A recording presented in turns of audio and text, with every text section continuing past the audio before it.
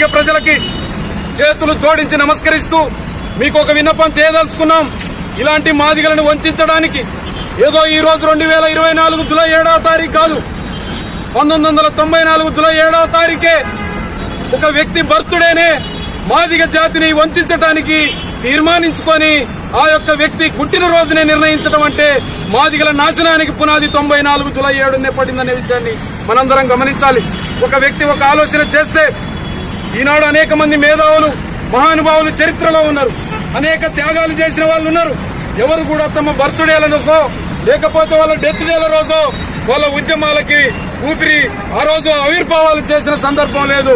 వాళ్ళు త్యాగాలు చేయడానికి, తమ సమాజాన్ని సంస్కరించుకోవడానికి వాళ్ళు ఆ సందర్భాలను బట్టి పోరాడిరు తప్ప తమ పుట్టినరోజుల్ని ఆ యొక్క సంస్థలకి ఆవిర్భావ సభలుగా పెట్టుకునేటటువంటి ఆలోచన ఎవరు చేయలేదు. ఈ యొక్క ఎంఆర్పీఎస్ సంస్థని స్థాపించిన వ్యక్తి ఎవరైతే